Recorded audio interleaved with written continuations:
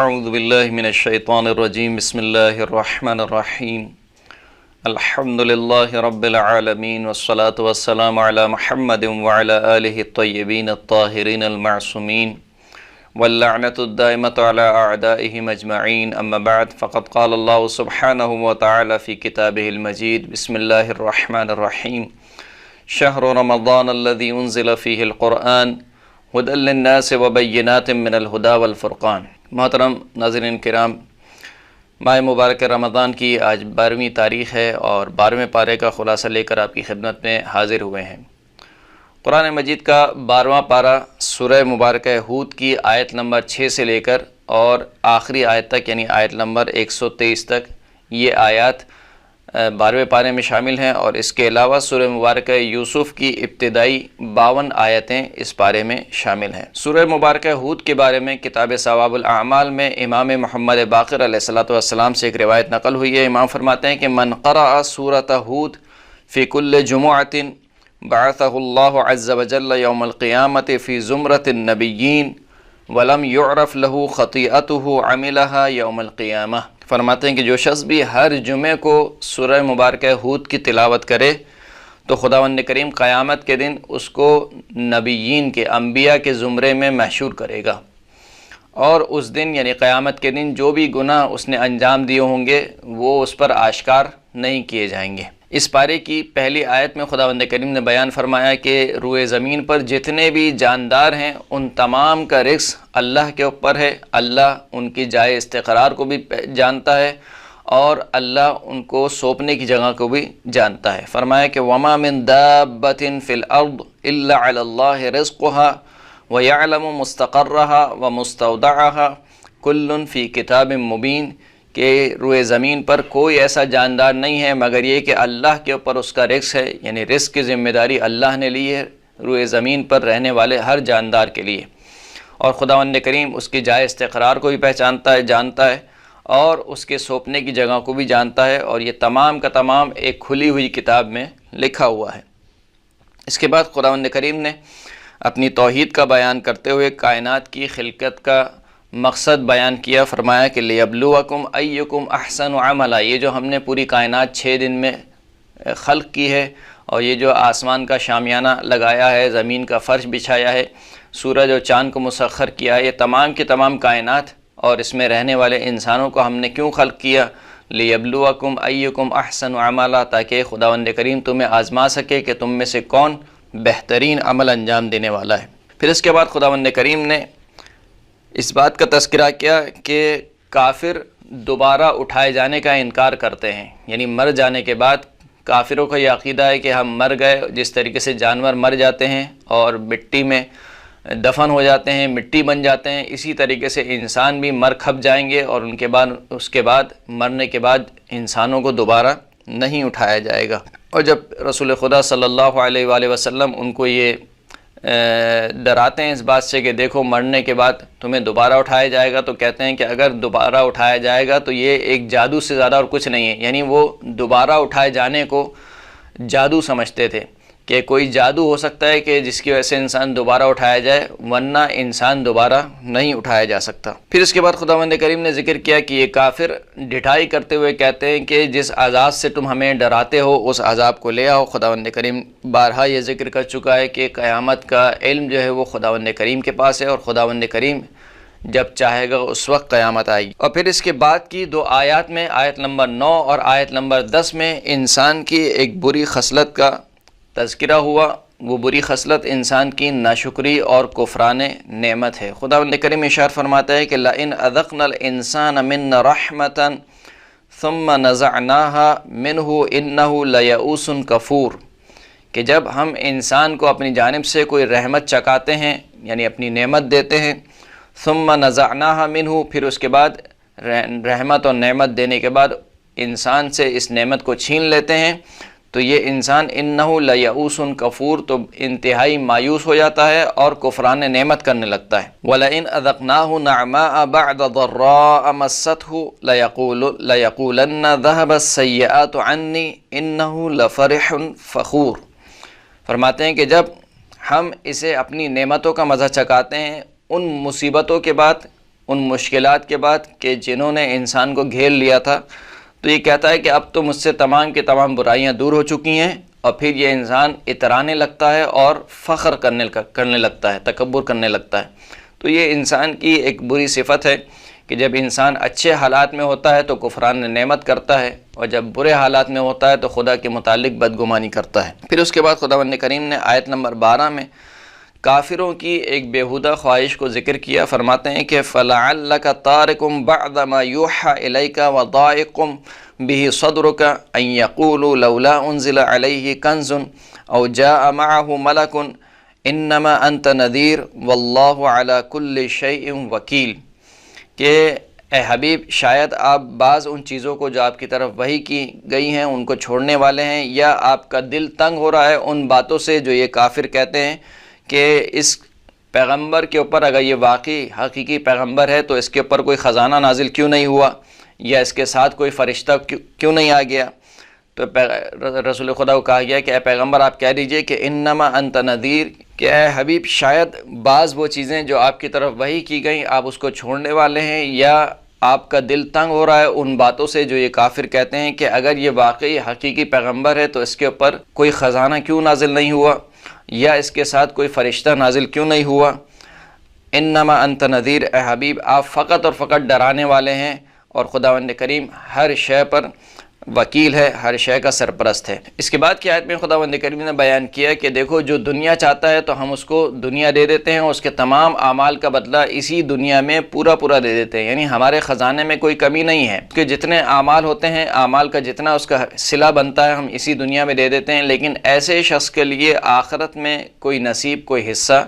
نہیں ہوتا۔ لہٰذا انسان کے اوپر ہے کہ آیا وہ فقط دنیا کو ہی اپنا مطمع نگاہ قرار دیتا ہے، یا دنیا کو وسیلہ قرار دیتا ہے آخرت کے حصول کے لیے۔ پھر اس کے بعد خداوند کریم نے رسول اللہ کی حقانیت کو بیان کیا کہ آپ اپنے رب کی جانب سے واضح دلیل پر ہیں، اور اس سے پہلے جناب موسیٰ علیہ السلام کی کتاب بھی آپ پر گواہ ہے۔ اور پھر آیت نمبر 24 تک کافروں کی مذمت کی گئی جو پیغمبر کو جھٹلاتے ہیں اور اللہ پر جھوٹ باندھتے ہیں، اور آخرت میں ان کی جزا کا تذکرہ ہوا، اور ان کے مقابلے میں جو مومنین ہیں ان کی جزا کا تذکرہ ہوا۔ آیت نمبر 25 سے لے کر آیت نمبر 49 تک خداوند کریم نے حضرت نوح اور ان کی قوم کا تذکرہ کیا کہ حضرت نوح نے اپنی قوم کو عذاب الہی سے ڈرایا،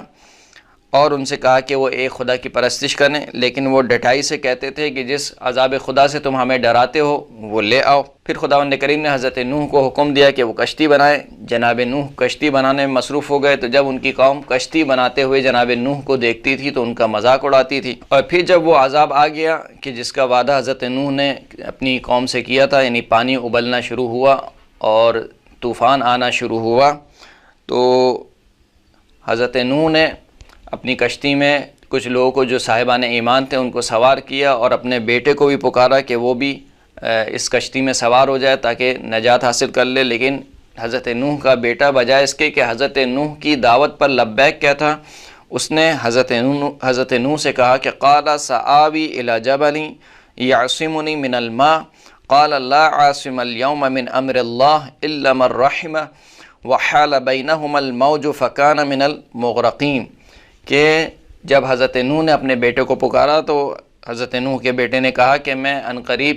ایک پہاڑ پر پناہ لے لوں گا جو مجھے اس پانی سے بچا لے گا۔ حضرت نوح نے جواب دیا کہ آج کے دن کسی کو نجات حاصل نہیں ہوگی مگر یہ کہ جس پر خداوند کریم رحم کرے۔ اور پھر انہی باتوں کے درمیان خداوند کریم کہتا ہے کہ ان دونوں کے درمیان حضرت نوح اور ان کے بیٹے کے درمیان ایک پانی کی موج حائل ہو گئی، اور حضرت نوح کا بیٹا جو ہے وہ ڈوبنے والوں میں سے ہو گیا۔ حضرت نوح نے اپنی پروردگار سے التجا کی کہ یہ میرا بیٹا ہے، میرے اہل میں سے۔ اس کے جواب میں خداوند کریم نے ارشاد فرمایا قال یا نوح انہ لیس من اہلک انہ عمل غیر صالح فلا تسألنی ما لیس لک به علم انی اعظک ان تکون من الجاہلین، کہ اے نوح یہ جو تمہارا بیٹا ہے یہ تمہارے اہل میں سے نہیں ہے، کیونکہ اس کا جو عمل ہے وہ غیر صالح ہے، یعنی اگرچہ کہ نسب کے اعتبار سے یہ تمہارا بیٹا ہے لیکن کیونکہ عمل غیر صالح ہے لہٰذا یہ تمہارے اہل میں سے نہیں ہے، پس مجھ سے اس چیز کا سوال نہ کرو جس کا تمہیں علم نہیں ہے، اور میں تمہیں نصیحت کرتا ہوں کہ تم جاہلوں میں سے نہ ہو جانا۔ پھر اس کے بعد کی آیت میں تقریباً آیت نمبر 50 سے لے کر آیت نمبر 60 تک خداوند کریم نے قوم عاد کا تذکرہ کیا کہ جن کی طرف خداوند کریم نے جناب ہود علیہ السلام کو بھیجا۔ جناب ہود نے اپنی قوم سے کہا کہ ایک اللہ کی عبادت کرو، اور دیکھو یہ جو میں تمہیں ایک اللہ کی طرف عبادت کے لیے دعوت دے رہا ہوں، تم یہ نہیں سمجھو کہ میں کوئی نیا دین لایا ہوں اور اس سے میں کوئی پیسہ کمانا چاہتا ہوں۔ میں اس دعوت پر تم سے کوئی اجر، کوئی پیسہ نہیں چاہتا ہوں۔ استغفار کرو، توبہ کرو خداوند کریم کی طرف۔ قوم نے جواب دیا کہ اگر آپ کوئی نشانی لے کر آتے تو ہم آپ کی عبادت کر لیتے، آپ کے پاس کوئی نشانی نہیں ہے، اور دوسرا یہ کہ ہم کیسے اپنے معبودوں کو چھوڑ دیں جب تک آپ کے پاس کوئی نشانی نہ ہو۔ اس کے بعد خداوند کریم نے قوم عاد کا تذکرہ کیا کہ دنیا اور آخرت میں ان کے اوپر لعنت ہوئی اور عذاب الہی نے ان کو اپنی گرفت میں لے لیا۔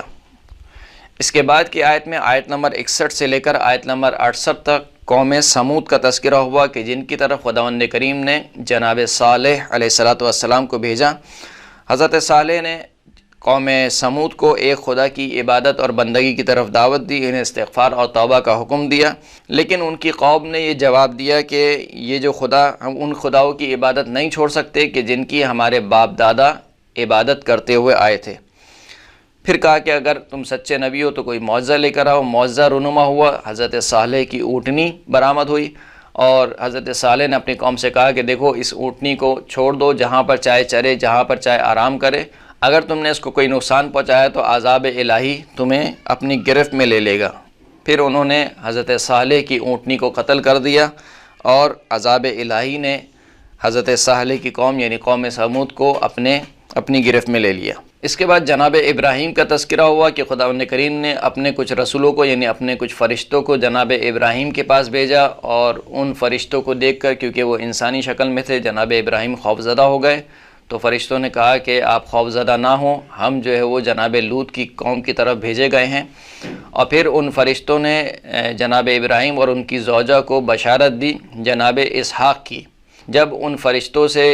جناب ابراہیم کی زوجہ نے یہ بشارت سنی تو ایک مرتبہ بول اٹھی، قالت یا ویلتا الد وانا عجوز وهذا بعلی شیخا ان هذا لشیء عجیب، کہ اے وائے کیا میں کسی بچے کو جن سکتی ہوں جبکہ میں بوڑھی ہو چکی ہوں، اور یہ جو میرا شوہر یعنی حضرت ابراہیم ہے یہ بھی بوڑھے ہو چکے ہیں، یعنی ہم دونوں بوڑھے ہو چکے ہیں، بھلا بڑھاپے میں کس کو اولاد ہوتی ہے، اور یہ تو بہت ہی عجیب و غریب چیز ہے کہ جس کی تم مجھے نویز سنا رہے ہو۔ فرشتوں نے جواب دیا، قالوا اتعجبینی من امر اللہ رحمۃ اللہ وبرکاتہ علیکم اہل البیت انہ حمید مجید۔ فرشتوں نے کہا کہ کیا آپ اللہ کے امر سے تعجب کرتی ہیں، یعنی کیا آپ اس بات کو بعید شمار کرتی ہیں کہ خداوند کریم قادر نہیں ہے کہ وہ بوڑھا اور بوڑھے شخص کو اولاد دے سکے؟ خداوند کریم ہر چیز پر قادر ہے، بس اللہ کی رحمت اور اس کی برکت ہو آپ اہل بیت پر، اور خداوند کریم صاحب حمد بھی ہے اور صاحب مجد اور شرف بھی ہے۔ اس کے بعد خداوند کریم نے جناب لوط اور ان کی قوم کا تذکرہ کیا کہ جناب لوط کی قوم وہ تھی کہ جو گناہوں میں سے انتہائی پسترین گناہ کی مرتکب ہوئی، یہاں تک کہ جب یہ فرشتے جو پہلے حضرت ابراہیم کے پاس آئے تھے، جب حضرت لوط کے پاس پہنچے تو ان کی قوم دوڑتی ہوئی جناب لوط کے گھر آ گئی اور کہا کہ ہمیں جو ہے وہ ان فرشتوں کو ہمارے حوالے کر دو، کیونکہ انسانی شکل میں تھے۔ اور یہاں پر حضرت لوط نے یعنی ان تعجب کی بات ہے، جناب حضرت لوط نے کہا کہ دیکھو ان فرشتوں کو چھوڑ دو، یعنی ان لڑکوں کو جو مردوں کی شکل میں تھے ان مردوں کو چھوڑ دو، یہ میری بیٹیاں تمہارے لیے حاضر ہیں، یعنی ان سے نکاح کرو۔ لیکن وہ ڈھٹائی سے کہتے تھے کہ نہیں، ہمیں جو ہے وہ لڑکیوں میں کوئی دلچسپی نہیں ہے، ہمیں ان فرشتوں کو یعنی یہ جو مہمان تمہارے پاس آئے ہیں ان مہمانوں کو ہمارے حوالے کر دو۔ پھر جناب لوط نے ان کو ڈرایا اور ان فرشتوں نے کہا کہ انشاءاللہ آپ اس رات اپنے گھر والوں کے ساتھ نکل جائیے اور صبح کے وقت جو وہ ان کے اوپر عذاب نازل ہو جائے گا، مگر یہ کہ سوائے آپ کی زوجہ کہ وہ آپ کے ساتھ چلنے کو تیار نہیں ہوں گی، اور وہ بھی ان لوگوں میں شمار ہوں گی کہ جن کے اوپر عذاب آئے گا۔ صبح ہوئی اور صبح کے وقت جناب لوط کی قوم پر پتھروں کی بارش ہوئی، اور یوں جناب لوط کی قوم کا اختتام ہوا۔ اس کے بعد خداوند کریم نے جناب شعیب اور ان کی قوم کا تذکرہ کیا آیت نمبر 74 سے لے کر آیت نمبر 95 تک۔ جناب شعیب اپنی قوم سے کہتے تھے کہ ایک خدا کی عبادت کریں، ناپ تول کو پورا کریں اور لوگوں کے مال کو پورا دیں، یعنی مال میں کمی نہ کریں۔ ان کی قوم جواب میں کہتی تھی کہ ہم اپنے باپ دادا کے دین کو نہیں چھوڑ سکتے، یعنی ان بتوں کی پرستش کو نہیں چھوڑ سکتے کہ جن کے ہماری باپ دادا عبادت کرتے تھے، اور کہتے تھے کہ ہم اپنے مال میں جو چاہیں کریں، یعنی وہی سمجھتے تھے کہ یہ جو مال میری دکان میں رکھا ہوا ہے یہ میرا مال ہے، میں چاہے کم دوں یا زیادہ دوں، اس میں ہماری مرضی ہے۔ تو پھر اس کے جواب میں حضرت شعیب نے کہا کہ دیکھو میں تو صرف تمہاری اصلاح چاہتا ہوں، جہاں تک میرے لیے ممکن ہوگا میں تمہاری اصلاح کروں گا۔ اور پھر عذاب الہی سے ان کو ڈرایا، لیکن وہ ڈرنے والے نہیں تھے، اور پھر ایک دن خداوند کریم کے عذاب نے ان کو اپنی گرفت میں لے لیا، ایک زوردار چیخ یا زوردار آواز نے ان کو اپنی گرفت میں لے لیا، اور وہ سب کے سب اپنے گھروں میں اوندھے پڑے ہوئے مر گئے۔ اس کے بعد خداوند کریم نے جناب موسیٰ اور جناب فرعون کا تذکرہ کیا، جو کہ کئی آیت میں خداوند کریم پہلے بھی بیان کر چکا ہے۔ اس کے بعد کی آیت میں آیت نمبر 100 سے لے کر آیت نمبر 119 تک خداوند کریم نے ذکر فرمایا کہ جو پچھلی قومیں کے قصے ہم تمہیں سنا رہے ہیں، تو یہ اس وجہ سے نہیں ہے کہ نعوذ باللہ قرآن کوئی قصے کہانیوں کی کتاب ہے۔ قرآن کوئی قصے کہانیوں کی کتاب نہیں ہے، یہی وجہ ہے کہ قرآن مجید میں جو قصے بیان ہوئے ہیں پوری قوم کے، پچھلی قوموں کے، ان میں سے فقط وہ حصے بیان ہوئے ہیں جو آنے والوں کے لیے عبرت کا سبب ہے۔ یعنی مثال کے طور پر قرآن مجید میں حضرت موسیٰ کی تاریخ پیدائش نقل نہیں ہوئی ہے، قرآن مجید میں حضرت موسیٰ کی جائے پیدائش کا تذکرہ نہیں ہوا ہے، قرآن مجید میں حضرت شعیب کے والدین کون ہیں اس کا ذکر نہیں ہوا، حضرت شعیب مثال کے طور پر کس طریقے سے ان کا بچپنا گزرا اس کا ذکر نہیں ہوا۔ تو پچھلی قوموں میں سے وہ حصہ جو آگے والوں کے لیے اس عبرت کا سبب بن سکتا تھا، فقط اس حصے کو نقل کیا گیا، لہٰذا فرمایا کہ دیکھو یہ جو قصے ہم تمہیں بیان کر رہے ہیں اس وجہ سے نہیں کہ ہم کوئی قصے کہانی تمہیں سنا رہے ہیں اور تمہیں بہلا رہے ہیں، بلکہ یہ ہم اس لیے بیان کر رہے ہیں کہ تاکہ تم ان قصوں سے عبرت لو کہ تم سے پہلے والی قوموں نے حد سے زیادہ تجاوز کیا، خداوند کریم کی باتوں کو نہیں مانا، اس کی حجتوں کو ٹھکرایا، لہٰذا ان کو عذاب نے گھیر لیا۔ اگر تم نے بھی یہی کام کیا تو تمہیں بھی عذاب الہی اپنی گرفت میں لے لے گا۔ اور پھر خداوند کریم نے بیان فرمایا کہ دیکھو جو تم سے پہلے والی قومیں تھیں انہوں نے خود اپنے نفسوں پر ظلم کیا، اللہ نے ان کے اوپر ظلم نہیں کیا، اور جو بستی بھی ظلم کا شکار ہوتی ہے خداوند کریم اسے اپنی عذاب کی گرفت میں لے لیتا ہے۔ پھر اس کے بعد آخر میں، اس سورہ کے آخر میں خداوند کریم نے اپنے حبیب کو تسلی دیتے ہوئے یہ فرمایا کہ دیکھو اے حبیب، جو یہ قصے ہم تمہیں گزشتہ انبیاء کے بیان کر رہے ہیں اس کا مقصد فقط یہ ہے کہ ہم تمہارے دل کو مستحکم کر سکیں، تمہارے حوصلے کو بلند کر سکیں۔ فرمایا کہ وَكُلًّا نَقُصُّ عَلَيْكَ مِنْ أَنْبَاءِ الرُّسُلِ مَا نُثَبِّتُ بِهِ فُؤَادَكَ وَجَاءَكَ فِي هَذِهِ الْحَقِّ وَمَوْعِظَةٌ وَذِكْرَى لِلْمُؤْمِنِينَ، کہ تمام کے تمام قصے ہم آپ کے اوپر پڑھتے ہیں جو گزشتہ انبیاء کی خبریں ہیں، تاکہ اس کے ذریعے سے ہم آپ کے دل کو مضبوط اور مستحکم کر سکیں۔ اور ان چیزوں میں آپ کے پاس حق آ چکا ہے، اللہ کی جانب سے نصیحت آ چکی ہے، اور یہ قصے ذکر ہیں، نصیحت ہیں تمام کے تمام مومنین کے لیے۔ یہاں پر سورہ مبارکہ ہود کا اختتام ہوتا ہے۔ اس کے بعد کی جو سورہ ہے وہ سورہ مبارکہ یونس ہے، کہ جس کے بارے میں ثواب الاعمال میں ایک روایت نقل ہوتی ہے۔ امام جعفر صادق علیہ السلام ارشاد فرماتے ہیں کہ من قرأ سورۃ یوسف فی کل یوم او فی کل لیلۃ بعثہ اللہ تعالی یوم القیامۃ وجمالہ مثل جمال یوسف ولا یصیبہ فزع یوم القیامۃ وکان خیار عباد اللہ الصالحین، کہ جو شخص بھی سورہ مبارکہ یوسف کو ہر روز یا ہر شب میں پڑھتا ہے، خداوند کریم قیامت کے دن اس کو مبعوث کرے گا اور اس کا حسن و جمال جناب یوسف کے حسن و جمال کی طرح ہوگا، اور قیامت کے دن کی جو سب سے بڑی مصیبت ہے وہ اس تک نہیں پہنچے گی، اور وہ اللہ کے صالح بندوں میں سے ہوگا۔ سورہ یوسف کی ابتدائی آیت میں خداوند کریم نے بیان کیا کہ یہ جو قرآن مجید کی آیات ہیں یہ کھلی ہوئی روشن اور واضح کتاب کی آیات ہیں، اور ہم نے انہیں عربی زبان میں نازل کیا تاکہ آپ سمجھ سکیں، تاکہ تم سمجھ سکو، اور قرآن مجید کے جو قصے ہیں سب سے بہترین قصے ہیں۔ آیت نمبر 3 میں ارشاد ہوا کہ نحن نقص علیک احسن القصص بما اوحینا الیک ھذا القرآن وان کنت من قبلہ لمن الغافلین، کہ ہم آپ کے اوپر بہترین قصے بیان کرتے ہیں اس چیز کے ذریعے سے جو آپ کی طرف وحی ہوتی ہے اس قرآن میں سے۔ اس کے بعد آیت نمبر 4 سے لے کر اس پارے کے اختتام تک، بلکہ اگلے پارے یعنی 13ویں پارے کی بھی کئی آیات میں خداوند کریم نے جناب یوسف کے قصے کو بیان کیا ہے، کیونکہ اس سورہ کا نام سورہ یوسف ہے، تو جناب یوسف کا جو قصہ ہے بہت تفصیل سے خداوند کریم نے بیان کیا ہے۔ یعنی جناب یوسف کا بچپنا بھی بیان ہوا کہ جب انہوں نے خواب دیکھا اور خواب میں 11 ستارے ان کو جو وہ سجدہ کر رہے ہیں، جناب یعقوب نے کہا کہ اپنا یہ جو خواب ہے وہ اپنے بھائیوں سے بیان نہیں کرنا ورنہ تم سے حسد کرنے لگیں گے۔ اور پھر جناب یوسف کے بھائیوں کا تذکرہ ہوا کہ وہ کہتے تھے کہ یوسف اور ان کے بھائی یعنی بنیامین آپ کو بہت زیادہ عزیز ہیں جبکہ ہم بھی آپ کے بیٹے ہیں۔ تو پھر اس کے بعد کہنے لگے ایک دن کہ یوسف کو ہمارے ساتھ بھیج دیجئے تاکہ وہ ہمارے ساتھ کھائے پیے اور ہمارے ساتھ کھیلے۔ جناب یعقوب نے کہا کہ مجھے ڈر ہے کہ ایسا نہ ہو کہ یوسف کو کوئی بھیڑیا کھا جائے، اور یہ ان کی ایک سازش تھی جناب یوسف کے بھائیوں کی کہ وہ چاہتے تھے کہ یا تو جناب یوسف کو قتل کر دیں یا کسی ایسی زمین پر چھوڑائیں کہ پھر وہ دوبارہ پلٹ کر جناب یعقوب کے پاس نہ آ سکیں اور پھر ہم اپنے والد سے زیادہ قریب ہو جائیں۔ وہ جناب یوسف کو لے کر گئے اور کہا کہ اب کیا کیا جائے، کہا کہ جناب یوسف کو کنویں میں پھینک دیا جائے، اور بھائیوں نے جناب یوسف کو کنویں میں پھینک دیا اور پھر ایک قمیص کو لے کر چلے گئے جس کے اوپر جھوٹا خون لگا ہوا تھا، اور کہا کہ جناب یوسف کو بھیڑیے نے کھا لیا ہے۔ اور پھر پورا تذکرہ ہوا کہ جناب یعقوب جناب یوسف کی یاد میں اس قدر انہوں نے گریہ کیا کہ ان کی آنکھیں سفید ہو گئیں۔ اور پھر اس کے بعد تذکرہ ہوا کہ وہاں سے جب ایک قافلہ گزرا اور اس نے جو پانی کے لیے کنویں میں ڈول ڈالا تو جناب یوسف برآمد ہوئے، اور پھر اس قافلے والوں نے جناب یوسف کو ایک بازار میں بیچ دیا انتہائی کم قیمت میں۔ وہاں سے عزیز مصر کی زوجہ کے غلام نے جناب یوسف کو عزیز مصر کی زوجہ کے لیے خریدا،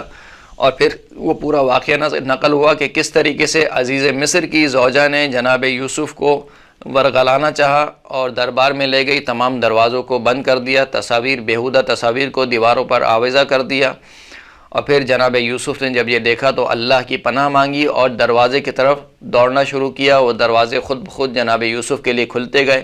یہاں تک کہ عزیز مصر کی زوجہ نے پیچھے کی طرف سے جناب یوسف کی قمیص کو پکڑا تو پیچھے کی جانب سے جناب یوسف کا پیراہن پارا پارا ہو گیا۔ پھر اس کے بعد جب گیٹ کھلا تو عزیز مصر سامنے تھا، اور کہا وہ جو عزیز مصر کی زوجہ تھی، کہا کہ یہ جو یوسف ہے یہ آپ کی زوجہ پر نعوذ باللہ حد سے زیادہ تجاوز کرنے والا ہے، لہٰذا اس کو یا تو قتل کر دیجئے یا اس کو قید خانے میں ڈال دیجئے۔ اور پھر